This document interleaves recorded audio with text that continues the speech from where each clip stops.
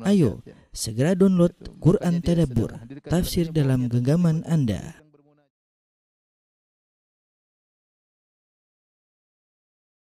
Bismillahirrahmanirrahim. Assalamualaikum warahmatullahi wabarakatuh. Alhamdulillahi ala ihsani wa syukru lahu ala taufiqihi wa amtinani. Wa asyhadu an la ilaha illallah wahdahu la syarika lahu ta'ziman li sya'ni. Wa asyhadu anna Muhammadan abduhu wa rasuluhu da'ila ridwani. Allahumma salli alaihi wa ala alihi wa ashabihi wa ikhwani. Para ikhwan akhwat, para jemaah Majelis Ta'lim Qalbun Salim BSD yang dirahmati Allah Subhanahu wa taala, kita sampai pada bab yang ke-10. Ini merupakan bagian akhir dari kitabus salat atau bekal salat. Yang akan kita bahas di antara kesalahan-kesalahan yang pertama adalah pembatal salat. Pembatal salat artinya barang siapa yang melakukannya atau terjadi pada dirinya maka salatnya batal. Di antara pembatal salat adalah dengan adanya salah satu pembatal wudu. Jika seorang salat kemudian wudunya batal, otomatis salatnya batal, ya. Jika seorang salat wudunya batal, maka otomatis salatnya batal. Di sana ada pembatal wudu yang benar-benar membatalkan. Di sana dan sisi ada bukan pembatal wudu yang disangka pembatal wudu. Ya, bukan pembatal wudu yang disangka pembatal wudu. Adapun pembatal wudu, saya akan bacakan secara singkat yang membatalkan wudu sehingga konsekuensinya adalah salat batal.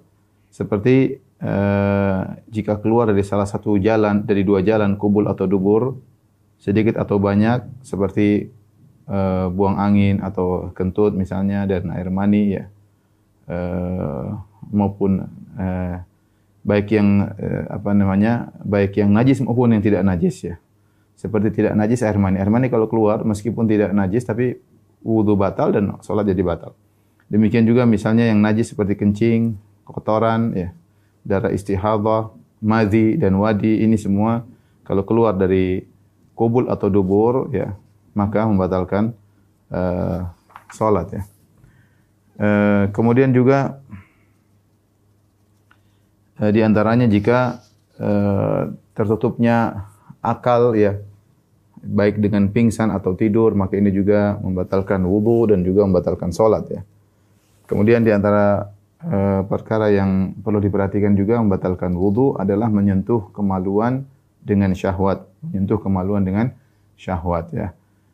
Ada khilaf di kalangan para ulama tentang menyentuh kemaluan apakah membatalkan wudu atau tidak. Secara umum ada 3 pendapat, ya. Pendapat pertama mengatakan menyentuh kemaluan tidak membatalkan wudu sama sekali, karena ketika Nabi sallallahu alaihi wasallam ditanya tentang hal tersebut, beliau mengatakan innama huwa hal huwa illa bad'atun minka. Sungguhnya kemaluanmu itu hanyalah bagian dari tubuhmu. Seakan-akan dipahami dari sabda Nabi tersebut, kalau kita menyentuh kemaluan sama dengan menyentuh bagian tubuh yang lain, sama seperti menyentuh kepala, sama seperti menyentuh kaki, ya. Oleh karenanya tidak membatalkan wudu. Ini pendapat pertama, bahwasanya menyentuh kemaluan tidak membatalkan wudu sama sekali. Pendapat yang kedua, menyentuh kemaluan membatalkan wudu secara mutlak. Pokoknya tersentuh menyentuh kemaluan maka membatalkan wudu. Ini pendapat jumhur ulama. Berdasarkan hadis Busrah bintu Safwan, Rasulullah SAW bersabda, "Man massa dzakarahu falyatawadda." Barang siapa yang menyentuh kemaluannya, maka batal wudunya, ya. Batal wudunya, ya. Yaitu jika dia menyentuh kemaluannya, ya. Pendapat yang ketiga, yang ini adalah pendapat yang tengah, adalah menyentuh kemaluan membatalkan wudu kalau menyentuh dengan syahwat. Jika menyentuh tidak tanpa syahwat, maka tidak membatalkan wudu. Ini pendapat dipilih oleh Ibnu Taimiyah rahimahullah taala dan juga dipilih oleh Syekh Utsaimin rahimahullah, dan ini pendapat Allah alam yang lebih kuat menggabungkan di antara 2 dalil yang tadi kita sebutkan, ya. Dalil yang Rasulullah mengatakan hal huwa illa bad'atun minka, kemaluan itu hanyalah bagian dari anggota tubuhmu yang lain, ya, sehingga kalau disentuh tidak membatalkan wudu. Kemudian hadis yang lain, man massa dzakara falyatawadda, barang siapa menyentuh kemaluannya maka hendaknya dia berwudu. Seakan-akan kalau menyentuh akan membatalkan wudu secara mutlak, maka dikompromikan oleh sebagian ulama, yaitu sentuhan khusus yang membatalkan wudu jika sentuhan tersebut disertai dengan syahwat. Maka itulah yang membatalkan wudu. Jika tidak tanpa syahwat, misalnya seorang habis mandi junub kemudian dia menyentuh kemaluannya tapi tidak syahwat, maka tidak membatalkan wudu ya. Kemudian juga di antaranya yang membatalkan wudu adalah makan daging unta. Ya, makan daging unta juga membatalkan wudu. Ini pendapat yang kuat berdasarkan hadis ketika seorang bertanya kepada Nabi, ya Rasulullah, atawadda min luhumil ghanam? Ya Rasulullah, apakah aku berwudu karena makan daging kambing? Kata Rasulullah SAW, in syi'ta fatawadda wa in syi'ta fala tatawadda. Kalau kau mau habis makan daging kambing mau berwudu silakan, kalau tidak juga tidak jadi masalah. Qala atawadda'u min luhumil ibil? Maka dia bertanya lagi, ya Rasulullah, apakah aku harus berwudu kalau makan daging kambing, daging unta? Kata Nabi sallallahu alaihi wasallam, "Na'am, fatawadda' min luhumil ibil." Hendaknya engkau wudu karena makan daging unta, Maka yang membatalkan wudu adalah daging. Adapun kalau seorang minum susu unta tidak membatalkan wudu. Tapi kalau dia makan daging unta kemudian atau lemak daging unta, maka ini membatalkan wudu. Taib. Ini antara hal-hal yang membatalkan wudu, yang siapa yang melakukannya maka wudunya batal, otomatis salatnya batal. Sebaliknya di sana ada perkara-perkara yang dianggap membatalkan wudu namun tidak membatalkan wudu menurut pendapat yang lebih kuat. Contoh seperti ketika seorang lelaki menyentuh wanita secara langsung, ya. Kalau dia menyentuh wanita secara tidak langsung, maka sepakat tidak membatalkan wudu. Tapi kalau menyentuh secara langsung, kulit ketemu dengan kulit, dan wanita tersebut adalah wanita yang boleh dinikahi, artinya bukan mahramnya, termasuk yang adapun kalau mahramnya, ibunya, adiknya, kakaknya, bibinya, maka tidak membatalkan wudu. Ini berkaitan dengan menyentuh wanita yang bukan mahramnya, artinya boleh dia nikahi. Terlebih lagi kalau sudah dia nikahi, menyentuh istrinya, ya, maka apakah ini membatalkan wudu? Maka khilaf di kalangan para ulama, khilaf yang kuat. Mazhab Syafi'i mengatakan batalkan wudu. Mazhab Hanafi mengatakan tidak membatalkan wudu secara mutlak, dan mazhab yang di tengah mengatakan batal wudu jika menyentuh dengan syahwat. Dan ini adalah mazhab Hambali. Wallahu a'lam bishawab, ya. Dalam hal ini yang lebih kuat adalah mazhab Hanafi yang menyatakan bahwasanya menyentuh wanita tidak membatalkan wudu. Hal ini karena Nabi sallallahu alaihi wasallam ketika sedang salat, kemudian Aisyah radhiyallahu taala anha terbangun di malam hari, kemudian dia mencari suaminya, kemudian dia sentuh kaki Nabi, kaki Nabi sedang berdiri tegak, Nabi sedang sujud. Ya, kemudian kaki Nabi sedang berdiri, maka kemudian Aisyah memegang kedua kaki Nabi, dan zahirnya Aisyah menyentuh kedua kaki Nabi tanpa membawa sarung tangan atau kain yang jadi karena dia mencari suaminya, tidak mungkin Aisyah cari kain dulu baru kemudian pegang-pegang suaminya. Dia cari dengan tangan kosong tentunya. Ketika dia sedang cari, tahu-tahu karena gelap, dia pegang kedua kaki Nabi sallallahu alaihi wasallam, dan Nabi melanjutkan salatnya padahal sudah tersentuh oleh Aisyah radhiyallahu taala anha. Ya, dalam Sahih Muslim. Demikian dalam hadis yang lain ketika Nabi SAW sedang sholat, kemudian Aisyah radhiyallahu taala anha di depan Nabi SAW. Kalau Nabi ingin sujud, maka Nabi menyentuh kedua kaki Aisyah agar kaki Aisyah dilipat, sehingga Nabi punya space untuk sujud. Kalau Nabi sudah selesai sujud, maka Aisyah menjulurkan kembali kedua kakinya, karena Nabi berdirinya lama. Kita tahu Nabi kalau sholat bisa 1 rakaat. Rasulullah bisa baca dalam sebagian riwayat, Rasulullah SAW baca surat Al-Baqarah, Ali Imran, surat Al-Baqarah, surat An-Nisa, surat Ali Imran dalam 1 rakaat. Maka Aisyah ngapain dia melipat kaki beliau? Jadi beliau menjulurkan kaki beliau sebagaimana santainya buat tidur. Nah, kalau Nabi sudah mau sujud, baru Nabi sentuh kakinya. Kemudian Aisyah pun melipat kakinya, baru Nabi sujud sallallahu alaihi wasallam wa radhiyallahu taala anha. Jadi intinya zahirnya Nabi menyentuh kedua kaki Aisyah tanpa menggunakan kain yang menghalangi antara tangan Nabi dengan kaki Aisyah radhiyallahu taala anha. Seandainya ada kain yang menghalangi akan disebutkan. Ini dalil yang kuat yang menunjukkan bahwasanya menyentuh wanita tidak membatalkan wudu. Demikian dalam hadis riwayat Abu Daud bahwasanya hadis ini meskipun diperselisihkan namun yang benar hadisnya sahih, bahwasanya Rasulullah SAW sebelum ke masjid, Rasulullah SAW mencium Aisyah radhiyallahu taala anha, kemudian Rasulullah SAW pergi ke masjid. Adapun yang mengatakan bahwasanya menyentuh wanita membatalkan wudu, mereka berdalil dengan firman Allah, "Aula mastumun nisa," atau kalian menyentuh wanita, ya, Namun hal ini dijelaskan oleh Ibnu Abbas radhiyallahu ta'ala anhuma bahwasanya kata-kata menyentuh dalam Al-Qur'an adalah kinayah dari bersetubuh. Kinayah dari bersetubuh seperti firman Allah aula mastumun nisa, maksudnya bukan menyentuh tapi ketika kalian menyetubuhi bersenggama dengan istri kalian. Sama seperti min qabli an tamassuhunna. Mas, kata mas juga adalah sentuh. Artinya juga wa idza talaqtumun nisaa min qabli an tamassuhunna. Kalau kalian menceraikan istri-istri kalian sebelum kalian sentuh. Sentuh maksudnya menjimai. Ya, sentuh artinya bersetubuh menjimai. Jadi Allah sering menggunakan kata menyentuh maksudnya adalah menjimai. Seperti juga firman Allah Subhanahu wa taala, "Fal ana bashiruhunna." Dan di malam hari silakan kalian basyir. Mubasyarah maksudnya sentuhan kulit dengan kulit. Ternyata mubasyarah secara bahasa artinya sentuhan kulit dengan kulit. Ternyata maksudnya adalah berhubungan, bersenggama ya.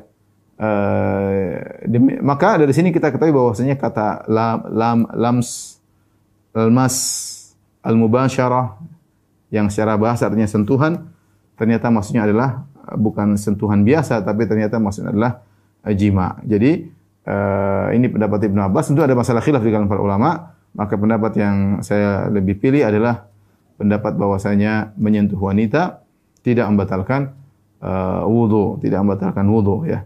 Jadi misalnya kalau kita lagi di Masjidil Haram, kita sedang sholat, kemudian ada orang lewat kesentuh misalnya ya, atau kita sedang tawaf kesentuh misalnya, maka ini tidak membatalkan wudu kita ya. Dan sangat mungkin kalau kita lagi di Masjidil Haram bisa sih tersentuh dengan wanita tanpa kita sadari ya, tanpa kita sadari. Dan yang benar hal itu tidak membatalkan wudu sebagaimana pendapat Hanafiyah, dan ini pendapat yang dipilih oleh Ibnu Abbas radhiyallahu taala anhuma. Ya. Kemudian di antaranya juga yang disangka membatalkan wudu ternyata tidak adalah memandikan mayat, ya. Membandingkan mayat maksudnya benar memandikan. Memang ada khilaf, ada yang mengatakan membatalkan wudu, ada yang mengatakan tidak. Namun pendapat jumhur ulama ya bahwasanya tidak membatalkan wudu. Kemudian yang terakhir yang sering disangka membatalkan wudu ternyata tidak adalah menyentuh najis. Banyak orang menyangka kalau dia terkena najis wudunya batal. Misalnya dia lagi gendong anaknya, tahu anaknya kencing. Akhirnya najisnya berlumuran di badannya. Apakah wudunya batal? Jawabannya tidak. Dia tinggal buka najisnya, tinggal dia bersihkan, wudunya tidak batal karena bukan membatal wudu menyentuh najis, tidak. Bukan membatal wudu menyentuh najis. Jadi barang siapa yang terkena najis wudunya tidak batal. Tinggal dia bersihkan, kemudian tidak perlu wudu lagi ya. Ini pembatal pertama. Ikhwan akhwat yang dirahmati Allah Subhanahu wa taala, salat menjadi batal jika wudu batal. Tadi sudah kita sebutkan membatal wudu. Barang siapa yang melakukan membatal wudu, maka otomatis salatnya batal. Yang kedua di antara pembatal salat adalah meninggalkan salah satu kewajiban salat. Kewajiban salat sudah kita bahas ya. Kita sudah bahas dalam bekal salat, ada namanya rukun salat, ada namanya syarat salat pertama, syarat salat, kemudian ada rukun salat, ada kewajiban salat. Ya, ada sunnah salat, ada makruhatus salat, ada yang dibenci ya. Mungkin saya ingatkan kembali secara singkat biar menjadi murajaah kembali ya. Perkara-perkara dalam salat.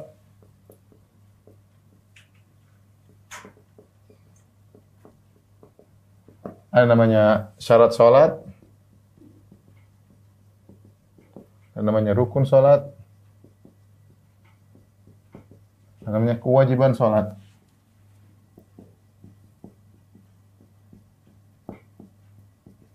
Ini sunnah salat. Baik, adapun syarat sebagaimana yang kita bahas, syarat adalah perkara yang dipersiapkan sebelum sholat. Perkara-perkara yang dipersiapkan sebelum sholat. Sebelum sholat. Di antaranya adalah apa? Bersuci dari hadas dan dari najis. Misalnya menghadap kiblat ya. Ya ini di antaranya misalnya masuk waktu. Nah, ini semuanya dipersiapkan sebelum sholat. Yang terakhir juga adalah niat untuk salat ya. Adapun rukun salatlah perkara-perkara yang penyusun salat. Perkara-perkara penyusun salat. Salat seperti misalnya berdiri, membaca Al-Fatihah,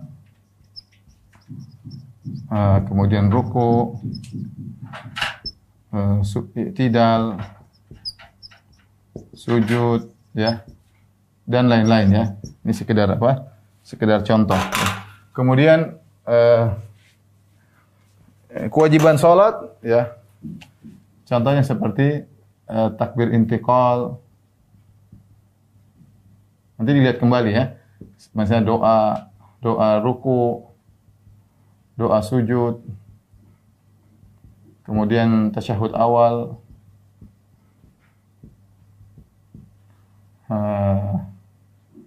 dan lain-lainnya. Sunnah-sunnah salat ya, seperti ta'awudz,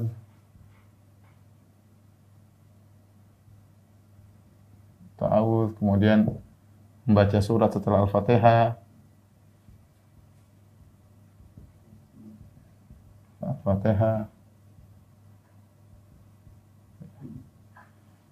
ini contohnya ya, membaca surat seperti Al-Fatihah dan lain-lain ya. Baik, perhatikan sini syarat-syarat salat jika tidak dipenuhi maka salat tidak sah. Jika seorang atau dirubah ketika di tengah salat, ini membatalkan salat. Misalnya dengan sengaja merubah arah kiblat. Jika sengaja merubah arah kiblat batal, maka batal salat ya. Batal salat. Bersuci juga, misalnya, bersuci kan kita tahu ada bersuci dari hadas. Bersuci dari hadas. Kemudian yang kedua dari najis. Najis. Ya. Bersuci dari hadas misalnya, ternyata hadas di tengah salat. Jika hadas di tengah salat, maka batal ya. Maka batal. Sama jika terkena najis di tengah salat, bagaimana? Jika mampu menghilangkannya maka salat lanjut ya. Jika mampu menghilangkannya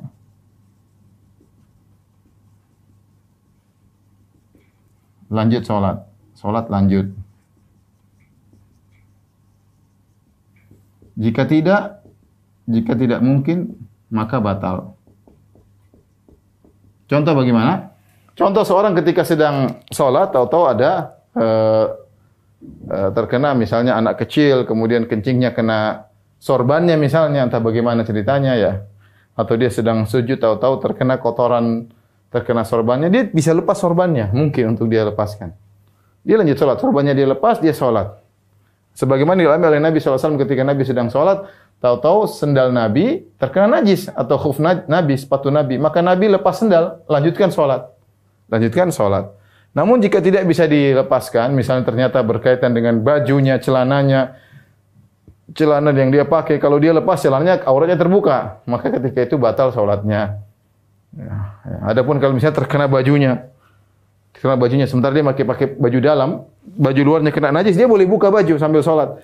Dia buka, dia lepas, dia jauhkan dari, dia sholat lanjut dengan kaos dalam, masih sah. Ya, tapi jadi masalah kalau misalnya ternyata kena bajunya yang areal auratnya najis tersebut, maka tidak mungkin dia lepas. Ya. Kalau dia lepas maka batal sholatnya. Maka dengan demikian tidak mungkin untuk dibersihkan, maka batal ya. Sama niat ini adalah syarat sholat. Jika niat membatalkan sholat,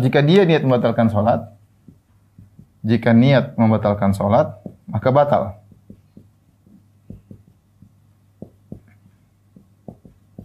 Maka batal sholatnya. Tapi saya lupa juga, di antara syarat sholat adalah menutup aurat.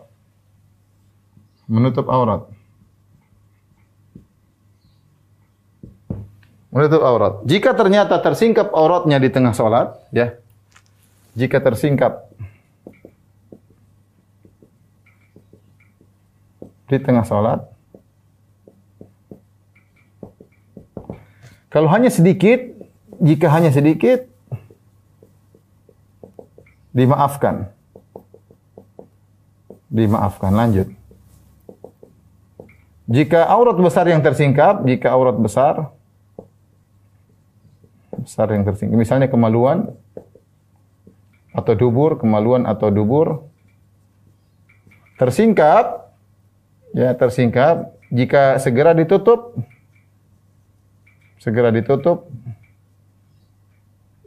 maka lanjut sholat.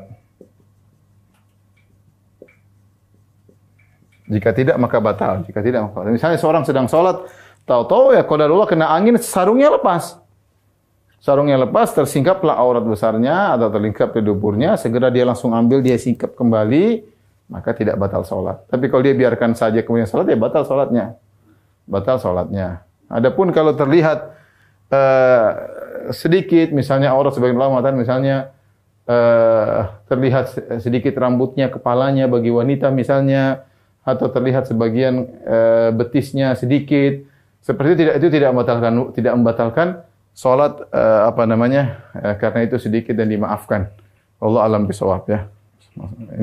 Ini contoh pembatal salat berkaitan dengan syarat salat ya. Kita bikin judul.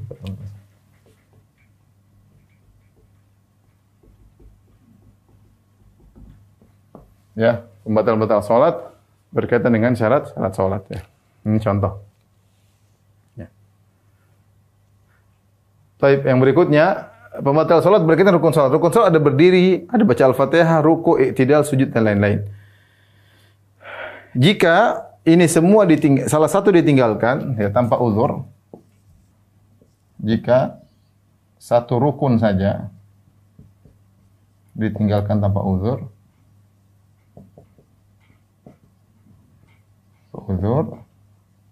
maka salat batal. Salat batal ya kecuali dia tidak sengaja dan segera diperbaiki, segera dilengkapi serta sujud sahwi. Ya. Satu rukun saja. Seorang misalnya dia lupa baca Al-Fatihah. Dia lupa baca Al-Fatihah setempat rakaat seterusnya. Dia ingat besok ya tidak sah salatnya. Tapi kalau misalnya dia salat rakaat pertama, dia lupa baca Al-Fatihah, rakaat kedua dia baru baca, rakaat ketiga baru dia baca Al-Fatihah. Kemudian dia baru ingat ternyata rakaat pertama, rakaat kedua dia belum baca Al-Fatihah. Ya, maka rakaat pertama, rakaat kedua tidak dianggap sah. Dia ulangi lagi dari awal. Rakaat ketiga itu yang dianggap sebagai rakaat pertama. Rakaat pertama, kedua tidak sah. Kenapa? Dia lupa Al-Fatihah atau dia lupa i'tidal atau dia lupa ruku, maka rakaat tersebut tidak dianggap benar.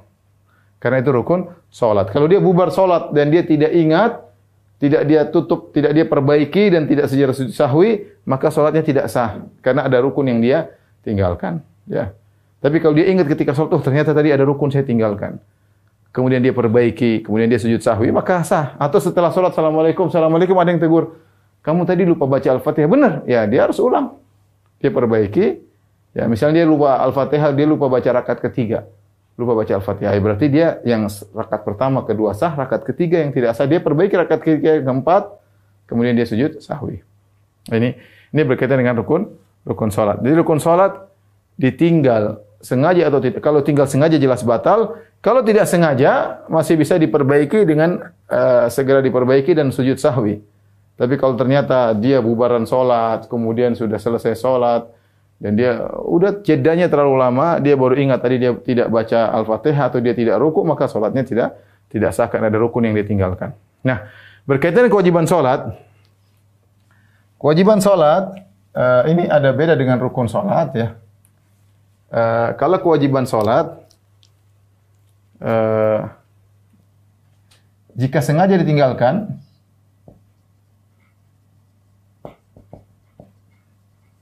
ditinggalkan, maka batal sholat. Jika tidak sengaja, maka tidak perlu diulang sebagaimana rukun. Kalau rukun harus diulang sebagaimana rukun sholat harus diulang. Tapi cukup dengan sujud sahwi, cukup ditambal dengan sujud sahwi.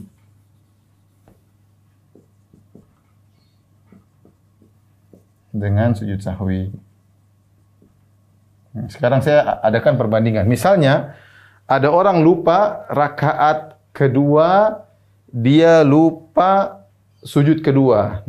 Dia baru sujud pada rakaat ketiga ya. Kita tahu kan bahwasanya ketika rakaat ketiga ada dua sujud. Sujud pertama, kemudian duduk di antara dua sujud, kemudian sujud kedua, baru naik ke rakaat keempat.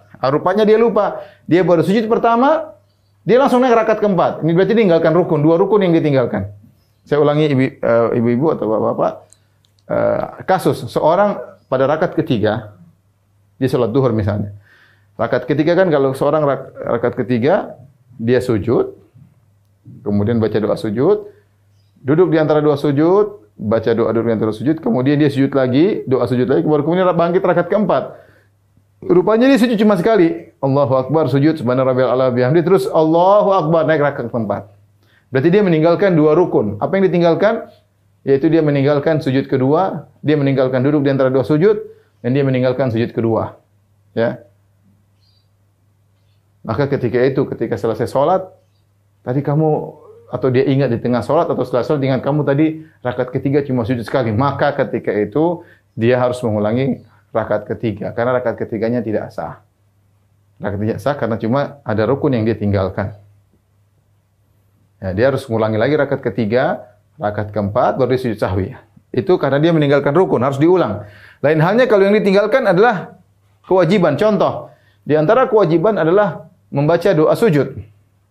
Di antara kewajiban adalah membaca doa ruku. Rupanya waktu dia sujud, dia mungkin setengah ngantuk, dia lupa baca. Dia jadi makmum atau dia sholat sendirian, dia ngantuk, dia lupa untuk baca doa sujud. Dia lupa, dia langsung Allahu Akbar duduk di antara doa sujud. Setelah mau salam baru dia ingat, ya Allah tadi saya lupa baca doa sujud.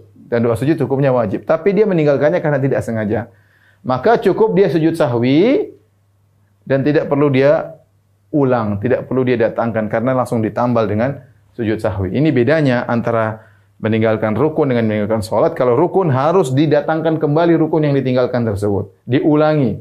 Adapun kalau kewajiban, jika ditinggalkan dengan sengaja batal sholat, ya.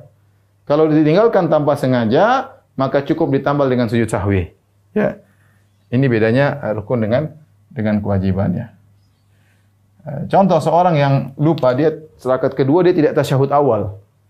Allahu Akbar langsung rakaat ketiga. Setelah ini baru ingat, ya Allah tadi saya tidak tasyahud awal. Lanjut aja sholat, nanti tinggal sujud sahwi. Sujud sahwi. Kenapa? Karena yang ditinggalkan adalah kewajiban tanpa sengaja. Tapi kalau dia sengaja sholat tanpa tasyahud awal, batal. Jadi kaedahnya untuk kewajiban sholat, jika sengaja ditinggalkan, ini berarti kan jika sengaja ditinggalkan maka batal sholat. Jika tidak sengaja maka ditambal dengan sujud sahwi. Adapun sunnah-sunnah sholat, ya, tidak membatalkan sholat. Sengaja atau tidak sengaja, tidak membatalkan sholat. Nah, dari sini kita tahu, Ustaz, kalau ada orang sengaja sholat tanpa doa ruku, dia sengaja meninggalkan kewajiban, berarti batal sholat. Dia mau ruku aja, tidak baca doa ruku. Ustaz, ada seorang sengaja sholat tidak mau tasyahud awal, batal sholatnya. Ada orang sengaja sholat tidak membaca doa duduk di antara dua sujud, batal. Karena itu adalah kewajiban sholat. Kewajiban sholat jika sengaja ditinggalkan maka batal sholat. Jika tidak sengaja maka tutup dengan sujud sahwi. Ya, ini kira-kira pembatal-pembatal sholat ya, yang berkaitan dengan perkara-perkara dalam sholat. Saya ulangi ya. Ada syarat sholat. Syarat sholat perkara yang dipersiapkan sebelum sholat. Ada namanya menutup aurat. Menutup aurat itu lihat. Kalau tersingkap di tengah sholat, apa yang terjadi? Ya. Kalau sejak awal tidak pakai sholat tidak sah. Ini dia tadinya ya, kalau sejak awal terbuka aurat, sholat tidak sah. Ini dia tutup aurat, tapi tersingkap di tengah-tengah sholat. Ketika yang tersingkap hanya sedikit yang dimaafkan, ya. Misalnya seorang wanita kemudian lehernya kelihatan sedikit. Dia sholat ternyata kelihatan lehernya. Nah, ini sedikit, dianggap sedikit oleh para ulama. Tidak, dia jangan sengaja. Kalau dia ya gimana, kadang mungkin jilbabnya turun atau bagaimana sehingga kelihatan sebagian lehernya, maka ini sedikit tidak membatalkan sholat. Sama kalau ternyata terlihat misalnya sebagian dari lengannya sedikit, tidak membatalkan sholat. Dilihat sebagian daripada betisnya sedikit, tidak membatalkan sholat. Ya, dalilnya tentang kisah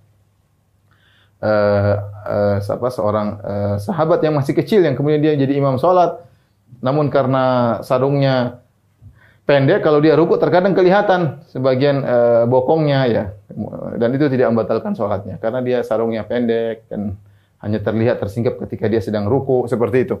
Ya, adapun kalau aurat besar, kemaluan atau dubur yang terlihat, maka jika segera ditutup tidak membatalkan sholat. Jika ternyata dibiarin saja maka membatalkan sholat. Ya. Berkaitan dengan niat seorang berniat sholat, kalau ternyata di tengah sholat dia niat membatalkan sholatnya, maka sholatnya batal. Bersuci dari hadas, ya. Jika hadas di tengah sholat maka batal jelas, otomatis. Tidak ada solusi, batal sholatnya. Dia kentut, dia keluar air mazi dari kemaluannya, misalnya, atau seperti itu, maka itu membatalkan sholat, ya. Kecuali wanita yang istihadhah. Wanita yang istihadhah, perhatikan, atau yang berpenyakit, untuk ini perhatikan, jika hadas di tengah sholat, perhatikan. Kecuali yang beruzur karena penyakit. Kecuali yang beruzur karena penyakit. Karena penyakit. Seperti di antaranya orang yang senantiasa buang angin, salah silurih. Setiap 5 menit buang angin. Tidak apa-apa, dia sholat meskipun buang angin, dianggap sah karena itu penyakit dia. Contoh seperti seorang setiap 1 menit tetes ada air kencing, 5 menit tetes air kencing. Sholat aja nggak ada masalah. Contoh seperti orang pasang kateter, itu air kencingnya keluar terus, artinya keluar di selang ada terus, ya, tidak ada putusnya.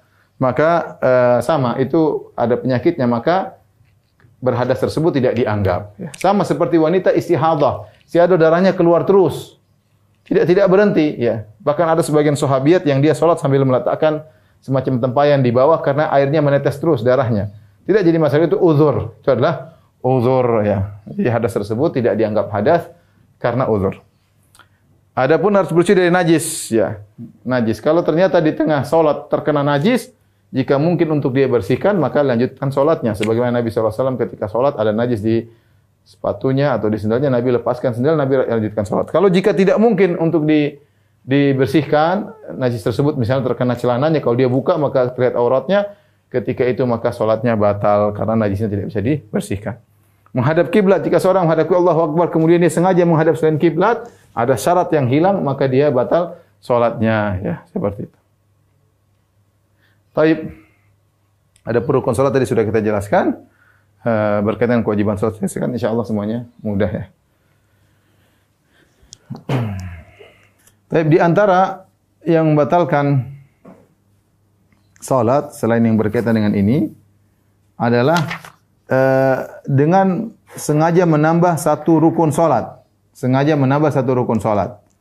Contohnya dia rukuk 2 kali, ya. Kalau salat gerhana memang disunahkan rukuk 2 kali. Tapi ini bukan salat gerhana. Bukan salat gerhana, kemudian dia sengaja menambah satu rukuk, maka batal salatnya. Atau sujudnya dia tambah, bukan cuma 2, dia tambah sujud 3 kali. Ini batal salatnya. Sama juga salatnya batal jika dia sengaja menambah rakaat. Dia salat duhur sengaja menambah rakaat 5 rakaat. Maka batal salatnya. Jadi sengaja menambah rukun batal salat, sengaja menambah rakaat juga batal salat, ya.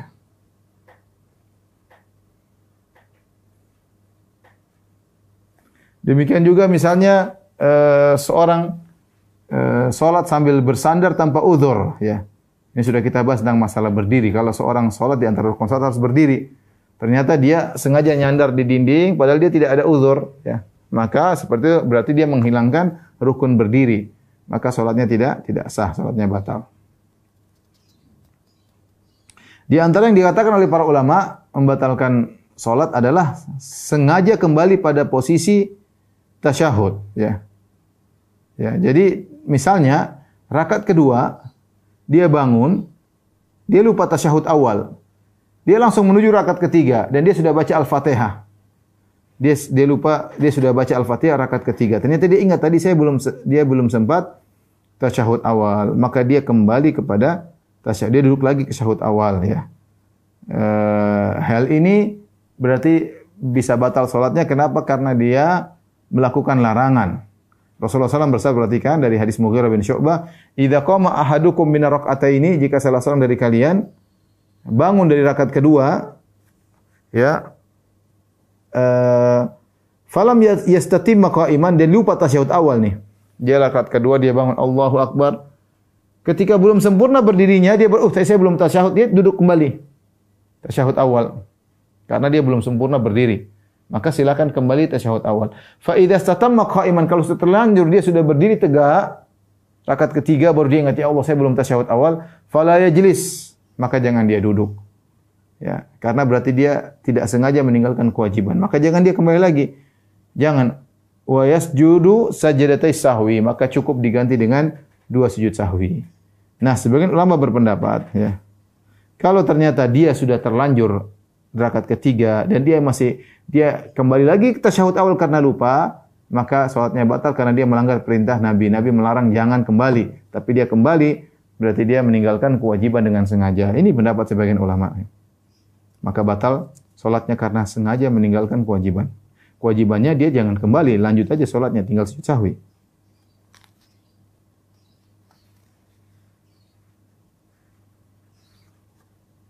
Intinya kaedahnya sengaja meninggalkan kewajiban salat, maka salat menjadi batal ya.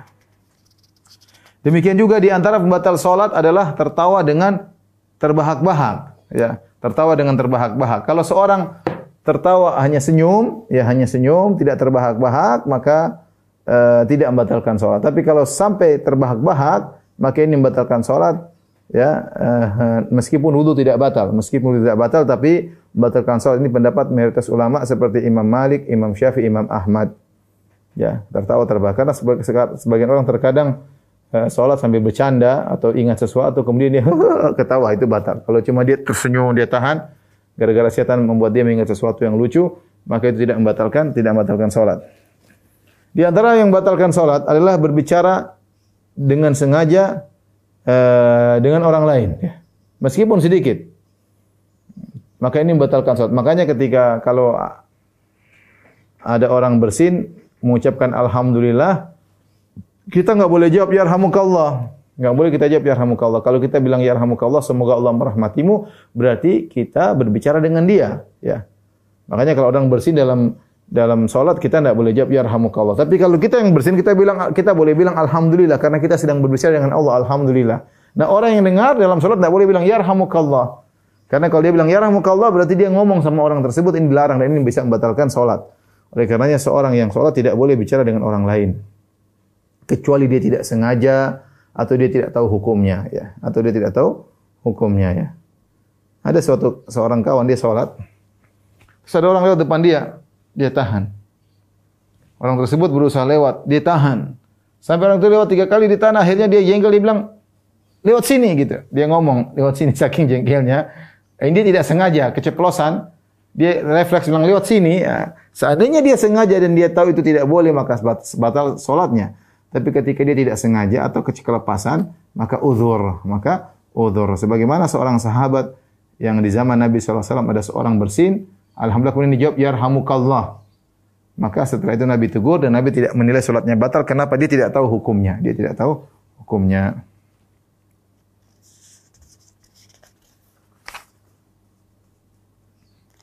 Demikian juga di antara yang membatalkan salat adalah seorang makmum bertakbiratul ihram sebelum imam. Maka ini membatalkan salatnya, ya. Dia jadi makmum itu harus mengikuti imam. Dia takbiratul ihram dulu sebelum imam. Imam belum takbiratul ihram, dia takbiratul ihram dulu. Maka ini membatalkan salatnya, ya. Demikian juga di antara membatalkan salat adalah seorang makmum sengaja salam tanpa uzur sebelum imam. Dia salam dulu sebelum imam tanpa uzur, maka ini batal salatnya. Lain halnya kalau dia ada uzur karena takut muntah misalnya, atau takut ketinggalan pesawat, itu pernah kita bahas. Ada seorang jadi makmum, kemudian tiba-tiba dia rasa dia akan muntah atau dia rasa dia akan pingsan, maka dia boleh sholat sendiri. Dia putuskan niat sebagai makmum, dia jadi sholat munfarid. Sholat sendiri, kemudian dia selesaikan, Assalamualaikum, Assalamualaikum, dia sholat sendiri lanjutin. Maka ini tidak jadi masalah. Tapi kalau dia niat sebagai makmum, kemudian sampai tasyahud akhir, dia mau salam dulu. Assalamualaikum, berimam, Assalamualaikum, batal sholatnya. Batal sholatnya. Demikian juga sebagian ulama berpendapat, barang siapa yang gerakannya sebelum imam, ini waspada, hati-hati. Waspada. Di tengah sholat dia rukuk sebelum imam rukuk. Dia tidak sebelum imam tidak. Karena sebagian ulama begitu, imamnya bilang Allah, dia sudah sujud duluan. Ini batal. Imamnya belum sujud, imamnya baru sujud. Allah, dia sudah sujud duluan, batal. Ya. Imamnya baru bangun dari sujud. Allah, dia sudah berdiri duluan. Ini berarti mendahului imam. Ya, ini menurut pendapat ulama, sebagian ulama bahwasanya ini batal salat seperti ini. Ya, fungsinya imam adalah diikuti, bukan makmum mendahului imam. Ya, oleh karenanya tidak boleh seorang salat mendahului imam. Gerakan-gerakan sebagian orang buru-buru, cepat-cepatan. Makanya saya ingatkan kepada para imam kalau pas lagi takbir jangan Allah. Kadang-kadang orang namanya orang jahil, dia enggak ngerti, dia bangun duluan. Dia bangun duluan ya. Jangan dia atur bagaimana takbirnya agar dia lebih dahulu sebelum makmum. Ya, dia harus cerdas-cerdas menghadapi ini karena sebagian orang tidak ngerti. Khawatirnya mereka apalagi tidak imam kemudian dia bangkit dulu sebelum imam, jadi masalah. Sama demikian juga kalau kecepatan dari imam membatalkan salat, lebih cepat dari imam, terlambat dari imam sampai imam melakukan rukun berikutnya tanpa ada uzur, maka ini juga membatalkan salat ya. Karena kenapa? Karena dia telah meninggalkan kewajiban salat dengan sengaja. Karena Rasulullah berkata innama ju'ilal imamu liyutamma bih, imam itu dijadikan untuk diikuti. Nah, kalau Anda ternyata terlambat dari imam. Imam misalnya baca Al-Fatihah, Allahu Akbar, Al-Fatihah waladhdallin, amin, baca surat. Kemudian imam ruku, Allahu Akbar. Anda enggak ruku-ruku. Sampai imam sami Allah liman hamidah, masuk pada rukun berikutnya, salat Anda batal. Anda masih berdiri tok tanpa ada usaha untuk segera ruku. Dengan sengaja sehingga imam sudah masuk pada jadi jeda antara dia dengan imam ada rukun satu. Contoh tadi imam berdiri Al-Fatihah baca surat, ternyata imam sudah ruku, dia masih belum mau ruku. Dia masih baca aja terus imam masuk rukun berikutnya. Jadi ada rukun berdiri, ada rukun ruku, ada rukun i'tidal. Ternyata imam sampai i'tidal dia belum ruku juga, maka salatnya batal ketika itu. Berarti dia sengaja mengikuti imam. Dia tidak mau ngikutin imam dan ini membatalkan salat. Karena kita punya kaidah, jika seorang sengaja meninggalkan kewajiban salat, maka salatnya tidak sah. Salatnya batal. Salatnya batal ya. Oleh karenanya seorang berusaha mengikuti imam karena dia ada posisinya adalah sebagai makmum. Kemudian juga di antara membatalkan salat adalah dengan makan atau minum secara sengaja.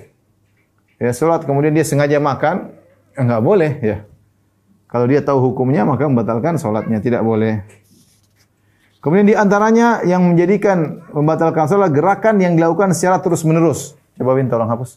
Saya akan bicara tentang masalah gerakan. Gerakan manakah yang membatalkan salat? Kita akan bahas. Baik, ikhwan dan akhwat rahmatullahi subhanahu wa taala, gerakan-gerakan dalam salat ya.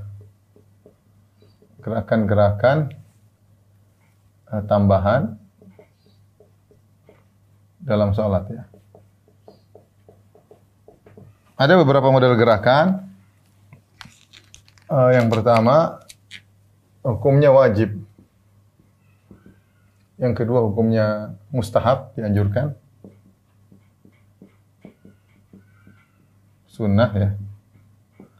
Yang ketiga, hukumnya haram. Ini yang bisa membatalkan. Hukumnya makruh. Kemudian hukumnya mubah. Boleh. Ini gerakan-gerakan dalam salat. Gerakan dalam salat ini bukan maksudnya gerakan-gerakan tambahan dalam salat ya. Bisa hukumnya wajib. Contohnya bagaimana? Contoh ya. Contoh seorang tidak sadar Ya, jika dia salat ternyata tidak menghadap kiblat. Menghadap kiblat. Lantas dia diberitahu orang. Iya, diberitahu orang.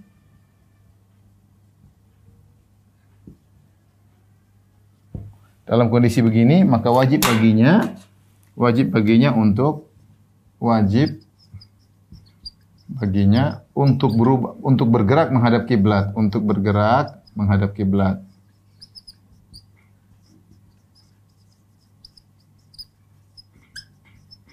Dan ini pernah terjadi. Seorang dia tidak sengaja dia masuk di Masjid Nabawi. Masuk di Masjid Nabawi kan Masjid Nabawi tiangnya mirip-mirip. Tidak tahu kiblat mana. Dia merasa dia sudah menghadap kiblat, maka dia Allahu Akbar. Padahal dia tidak menghadap kiblat. Salatnya sah karena dia tidak tahu. Beda kalau dia sengaja tidak menghadap kiblat, salatnya sudah tidak sah. Tapi dia menyangka dirinya menghadap kiblat, maka di tengah salat ada orang datang meluruskan, suruh belok kanan. Oh iya benar. Ya lanjutin aja salatnya, tidak apa. Berubah dia dari ini ke arah kanan hukumnya wajib. Karena dia tidak tahu kiblat, ya. Dan dikasih tahu dia harus segera merubah kiblat, ya. Contoh yang nyata seperti di zaman Nabi SAW ketika penduduk Kuba sedang sholat subuh di Masjid Kuba. Mereka sedang sholat subuh di Masjid Kuba. Waktu itu mereka belum ada kabar kalau kiblat sudah berubah. Mereka masih menghadap ke arah Baitul Maqdis, masih menghadap ke arah utara. Ketika mereka sedang sholat, tiba-tiba ada pengumuman, ala innal qiblata qad huwilat. Ketahuilah bahwasanya kiblat telah berubah ke arah Mekah, ke arah selatan. Maka mereka sedang sholat, mereka rubah. Karena wajib hukumnya untuk merubah karena harus sholat menghadap kiblat. Ini contoh gerakan yang wajib, ya. Kemudian gerakan yang disunnahkan, dianjurkan, misalnya contoh, ya,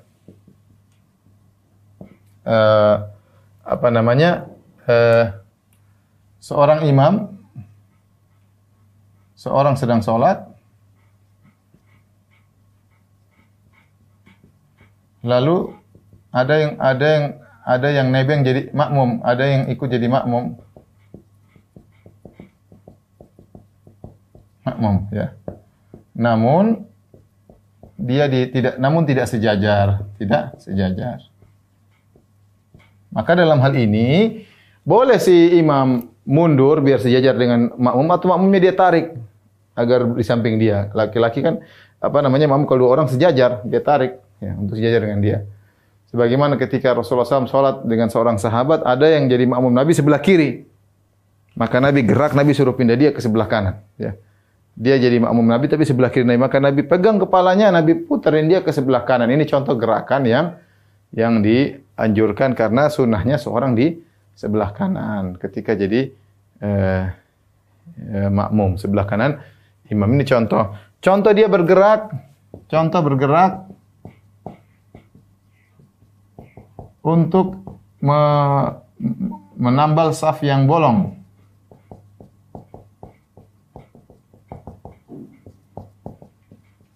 Dia lagi sholat, tahu-tahu depannya ada yang bolong. Maka dia boleh maju untuk man wasala saf wasalahullah. Kata Nabi, barang siapa yang menyambung saf karena ada bolong dia isi, Allah akan menyambung dia dengan kebaikan. Bahkan kata Imam Nawawi rahimahullah ta'ala, sebagaimana kita jelaskan pada pertemuan lalu, jika ternyata depan dia saf sudah false, kemudian saf yang setelahnya ada yang bolong, dia boleh nerobos saf yang di depan dia untuk menambal saf depannya yang bolong, diperbolehkan. Ini contoh gerakan yang dianjurkan. Nah, gerakan yang haram yang intinya banyak, ciri-cirinya adalah banyak. Kemudian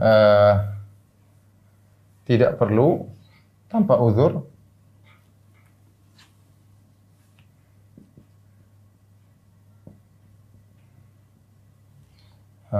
Banyak kemudian tanpa uzur, ya.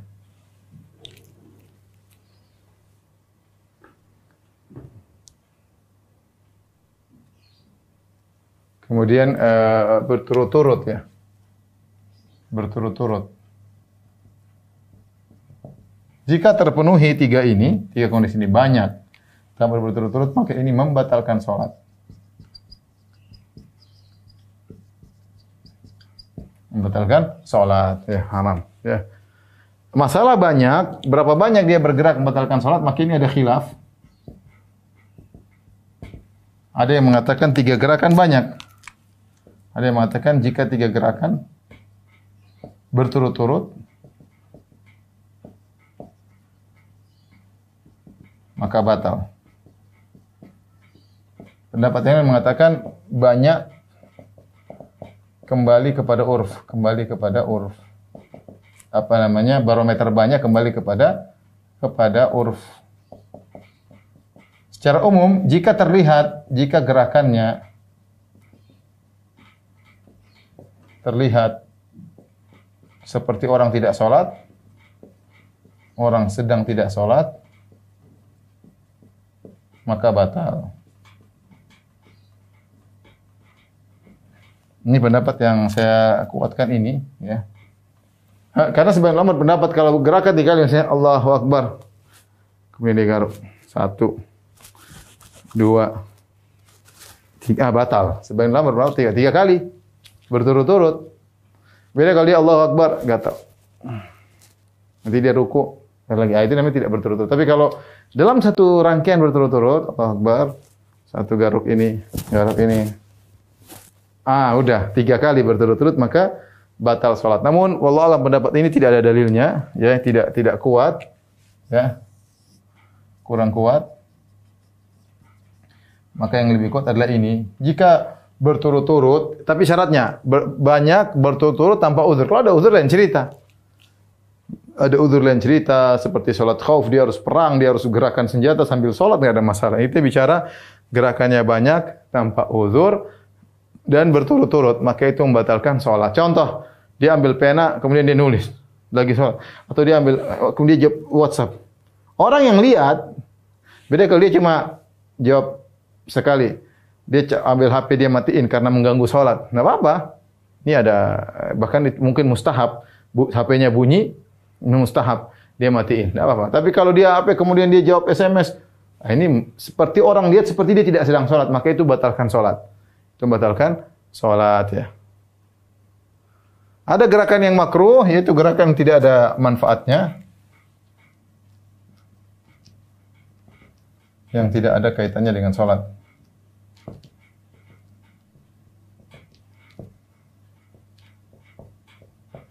Contohnya apa? Contoh misalnya lihat jam, misalnya pegang-pegang jenggot. Misalnya ngupil, kadang-kadang orang sedang sholat apa? Ngupil, terkadang ya hal-hal yang tidak ada kaitannya, ya. Lihat kanan kiri, matanya tidak dijaga. Sholat, saya lihat sini, ini enggak benar, ya. Makanya Syekh Utsaimin melarang jika seorang makmum sholat sambil dia pegang Al-Quran tanpa ada keperluan. Lain halnya mungkin kalau di belakang imam persis dia. Tapi kalau di belakang sana imam lagi baca, dia buka Al-Quran, dia buka, ini tidak boleh. Ini gerakan tidak perlu. Kata Syekh Utsaimin enggak boleh. Ya, gerakan tidak perlu seorang mengikuti imam di belakang dengan baca Quran. Dia tugasnya mendengar. Kalau imam salah ada petugas khusus yang memperbaiki. Adapun dia yang makmum di belakang tidak perlu bawa mushaf, tidak boleh. Gerakan tidak perlu. Gerakan mubah boleh jika ada keperluan. Jika ada keperluan. Ya. Nah, contoh Nabi sallallahu alaihi wasallam salat sambil gendong Umamah bintu Abil As, cucunya. Umamah ya, bintu Abil As. Ini contoh.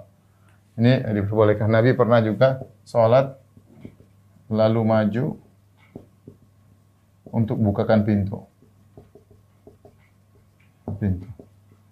Nabi juga pernah sholat sambil turun dari mimbar.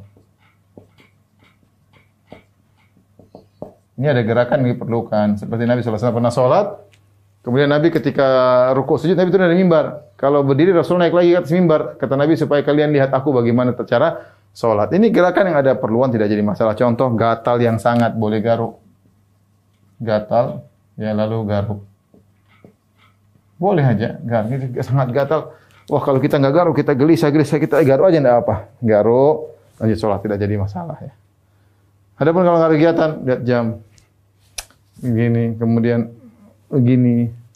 Dia lihat sini. Ya, ada di antara mereka yang apa kumisnya di ini, ya. Enggak perlu. Ada yang salah saya pegang hidung, enggak ada perlunya. Ini semua makruh dan mengurangi kekhusyuan salat. Baik.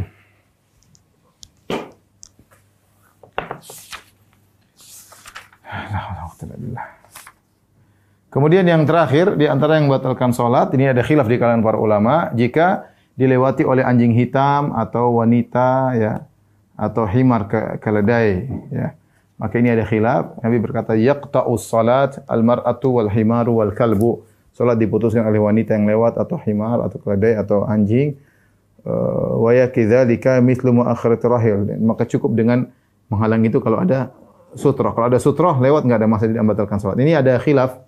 Jadi kalau kita sepasang sutroh ada anjing hitam lewat enggak ada masalah karena kita sudah salat di depan sutroh. Ada khilaf tentang hadis ini. Jumhur ulama berpendapat bahwasanya tidak membatalkan salat secara total, hanya membatalkan kesempurnaan salat, artinya pahalanya berkurang. Sebenarnya mengatakan tidak ya, bahwasanya salatnya batal, terutama Imam Ahmad mengatakan yaitu jika sebenarnya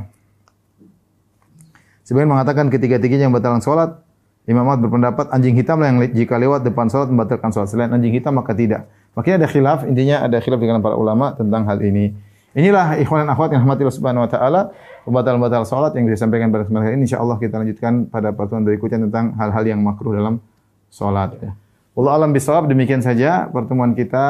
Insyaallah kita lanjutkan lagi dalam kajian bekal salat dari Majelis Taklim Qalbun Salim insyaallah di 2 pekan berikutnya. Wabillahi taufiq wal hidayah. Assalamualaikum warahmatullahi wabarakatuh.